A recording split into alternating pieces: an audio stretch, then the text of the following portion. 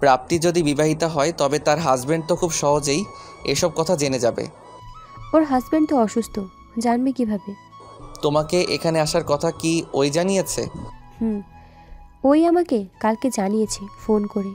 Phone নাম্বারটা পেতে পারি? জি। ফোন নাম্বারটা পেতে পারি? বাংলা ভাষায় বলেছি। Phone number?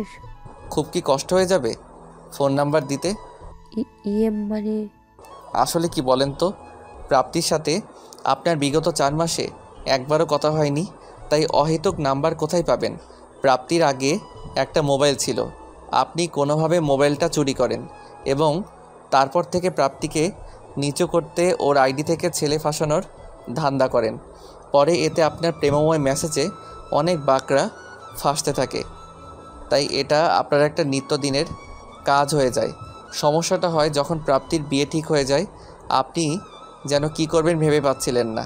তারপর 3 মাস আইডিটা বন্ধ থাকে, তারপর আবার 1 মাস হয়েছে আইডিটি অ্যাক্টিভেট করেছেন আপনি।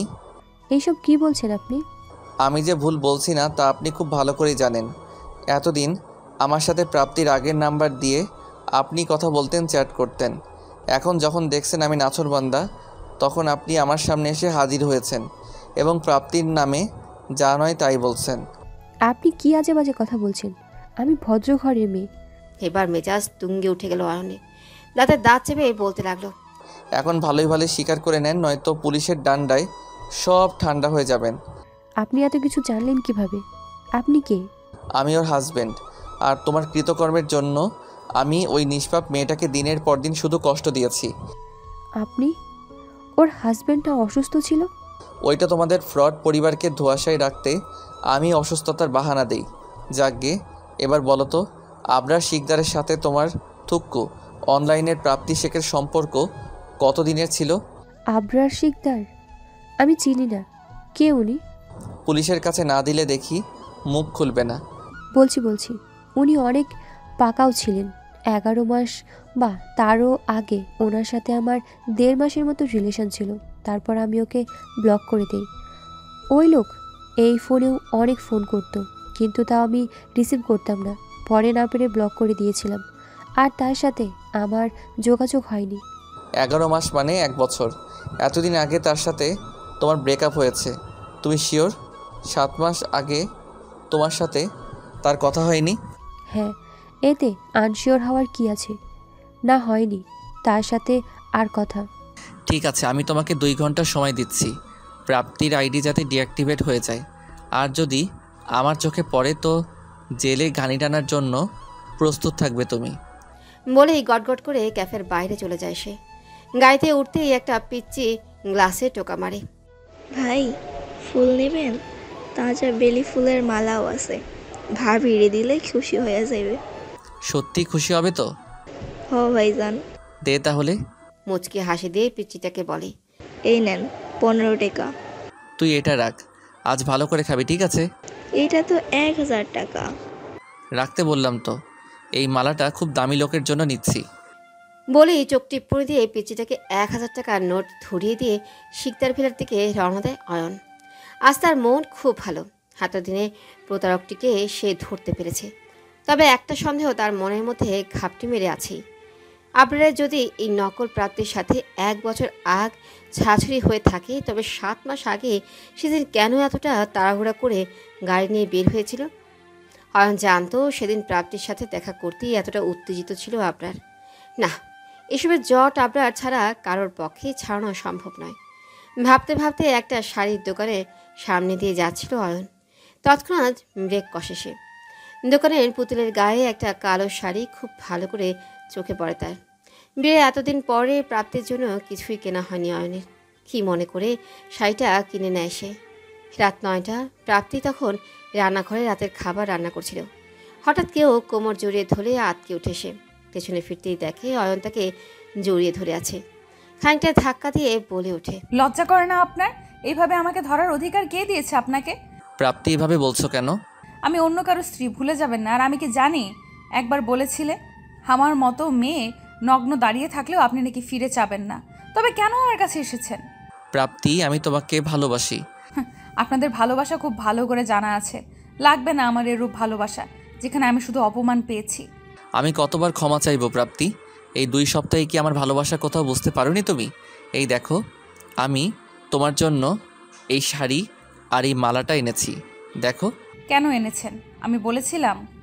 বলি শাড়িটা আর মালাটা ছুঁড়ে ফেলে প্রাপ্তি, আর এক মুহূর্ত দেরি না করে নিজের রুমে দরজা লাগিয়ে বসে থাকে।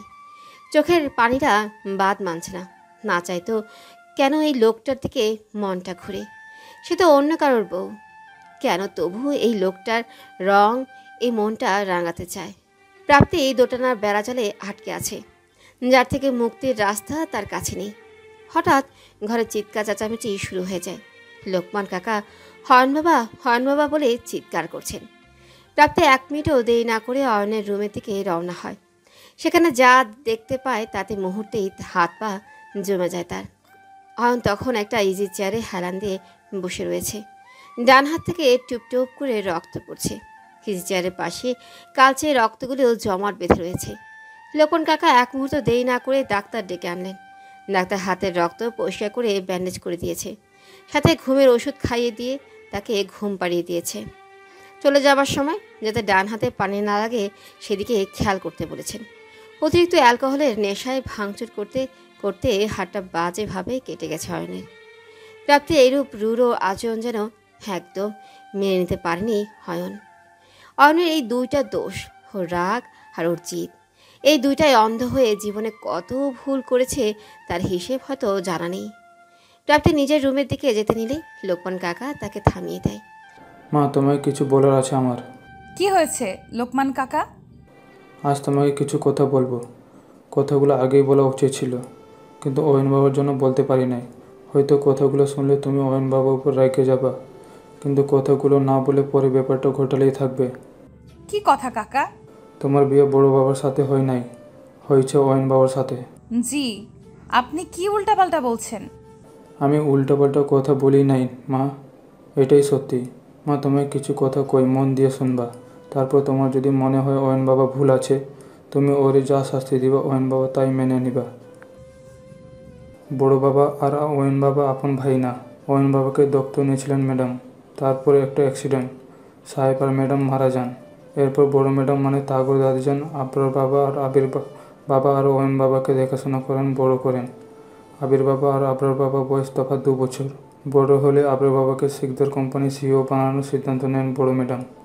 অয়ন বাবা পালিত বলে তারে কোনোদিন তাদের মধ্যে গুনতো না উনি। এই কারণে আবরার বাবাই অয়ন বাবার সব কিছু ছিল। যেদিন আবরার বাবার সব কিছু দায়িত্ব দেবার চান বড় ম্যাডাম, সেই দিন অয়ন বাবা মনে মনে খুব খুশি হয়েছিলেন। কিন্তু এই খুশি টিকলো না। আবির বাবা হিংসার কারণে আবরার বাবার নানা রকম ক্ষতি করার কথা চিন্তা করেন। সেটা শাস্তি অবশ্য অয়ন বাবা তারে দিয়েছে। তারপর 7 মাস আগে আবরার বাবা একটা মাইয়ার সাথে দেখা করার জন্য গাড়ি নিয়ে বাইর হয়েছিল। তারপর আর কি, আবির বাবা কোথায় একটা ট্রাক গাড়ি একেবারে পিষে ফেলায়। তার ফলাফল তোমার সামনে। 6 মাস আবরার বাবা কমাইছিল। এত চিকিৎসা কোনো কাজেই আসে না। এগুলো শুধু বড় ম্যাডাম আর অয়ন বাবা জানতো। বড় ম্যাডাম সিদ্ধান্ত নেন আবরার বাবা এই ঘটনা ধামাচাপা রাখবেন। তাই উনি অয়ন বাবাকে বিভিন্ন মেকআপের দ্বারাই আবরার বাবার মতো সাজিয়ে সবার সামনে আনেন। সবাই জানান আবরার বাবা শুধু মুখটা পুড়িয়ে গেছে আর হাঁটতে পারছে না, পরে ঠিক হয়ে যাবে। এবং এই নাটকের আরও বড় বাড়াইতে আবরার বাবার বিয়ের ঘোষণা দেয়। এই নিয়ে অয়ন বাবা আর বড় ম্যাডাম অনেক কথা কাটাকাটি হয়।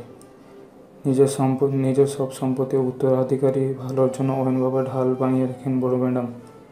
বিয়ে করবে অয়ন বাবা, এমনকি বিয়ের পর বাচ্চাটা হবে তারই। কিন্তু সবাই জানে আবরার বাবার বিয়ে হয়েছে, বাচ্চাটাও তার। তোমার সামনে আবরার বাবা যতবার দাঁড়িয়েছে সেটা অয়ন বাবা ছিল। জানি বিশ্বাস করতে তোমার একটু কষ্ট হইতেছে, কিন্তু এটাই সত্যি। আর আবরার বাবা যখন ভালো হয়ে যাবে তখন একটা ডিভোর্সের একটা নাটক করতো। এই কারণে ছোট্ট পরিবারে একটা মেয়ে খুঁজে বার করতে অয়ন বাবাকে আদেশ দিয়েছিলেন। অয়ন বাবা বাধ্য হয়েছিল এগুলো করতে। তবে ওর দোষ ছিল, নিজের জেদের বসে তোমাকে গলা ধাঁধায় রেখেছিল। ও ভাবছিল তুমি টাকার লোভে তারে বিয়ে করেছিল। এই ছোটবেলা থেকে ভালোবাসার জন্য ছেলেটা ক্ষুধার্ত ছিল। তুমি যাতে তারে ভালোবাসো তার সাথে বিয়ে হয়েছে, বা তার টাকার জন্য তার কাছে যেতে তুমি না থাকো। আমি জানি এতদিন এই ব্যাপারগুলো তোমার কাছে লুকায় কামটা ভালো করে নেয় অয়ন বাবা, কিন্তু বড় ম্যাডামের কথার উপরে কথা বলার সাহস বলার অধিকার কিছুই নাই তার। এখন তুমি একটু ভাবেই দেখো তুমি কি করবা। লোকমান কাকা কথাগুলো বলেই রুমের বাইরে চলে গেল। প্রাপ্তি ঠায় দাঁড়িয়ে আছে, তার চোখের পানি যেন থামতেই চাচ্ছে না। অয়নে সেই কাজগুলো করার কি দরকার ছিল? তাহলে দুজনকেই এতটা কষ্ট পেতে হতো না। আজ হয়তো তাদেরও একটা সুখের সংসার থাকতো। একদিকে ভালোই হয়েছে, এতদিনের দোটানার অবসান ঘটল। মনটা হয়তো হে কারণেই এই মানুষটার দিকে ঘুরত। এই মানুষটার কথা সারাক্ষণ ভাবতে চাইতো বেহায় মনটা। শুধু সম্পর্কের মার পেঁচে নিজেকে সিটিয়ে রাখত প্রাপ্তি। আজ এই ধোঁয়াশাও পরিষ্কার হয়ে গেছে। কিন্তু এত সহজে এই লোকটাকে ক্ষমা করে দিলে তো হবে না, শাস্তি তো পেতেই হবে। প্রাপ্তি মনে মনে ফোন দিয়াটে কীভাবে অয়নকে শাস্তি দেওয়া যায়।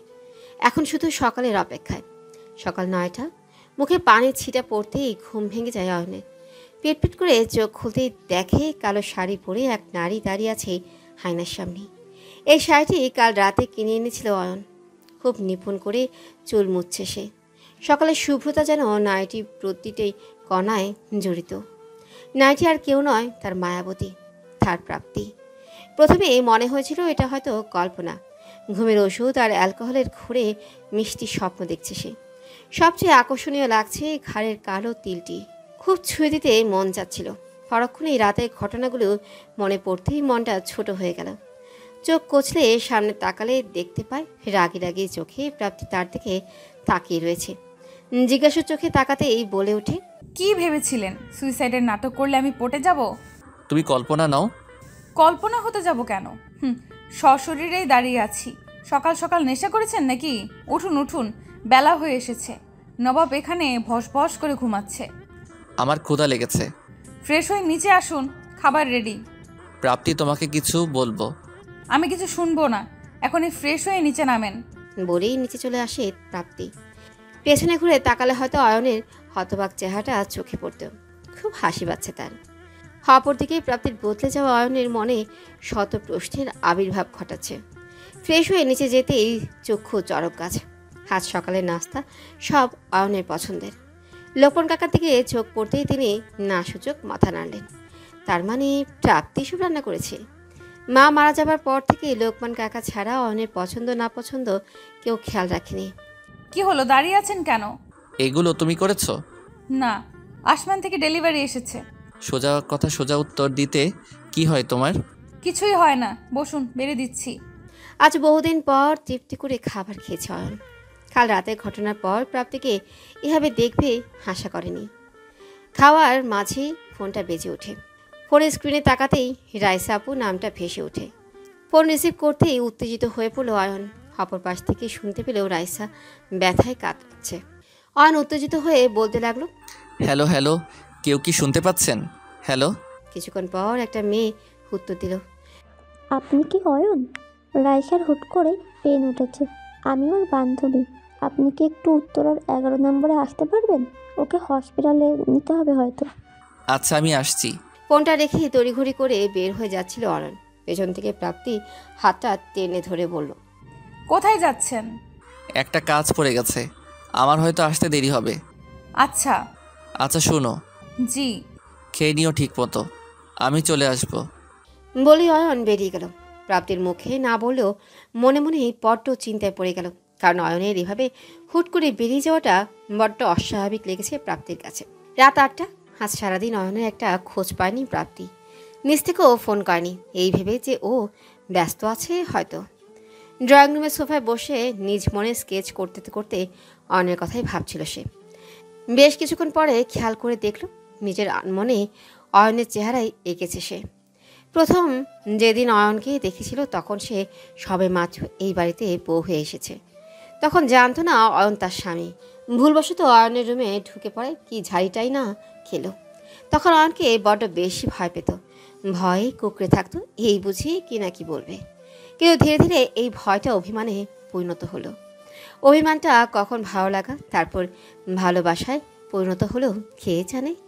মনের বন্ধ দরজা ভেদ করে ধীর পায়ে ভালোবাসার বীজ বুনে দিল লোকটার কথা বড্ড মনে পড়ছে তার। একটিবার ফোন দিলে কি খুব মন্দ হবে? হয়তো না। তাই লোকমান কাকার কাছ থেকে নম্বর নিয়ে ফোন লাগালো অয়নের নাম্বারে। বেশ কিছুক্ষণ বাজার পর যখন ধরল না, প্রাপ্তির মনটা খারাপ হয়ে গেল। আচ্ছা, লোকটার কি সত্যি তার কথা মনে নেই?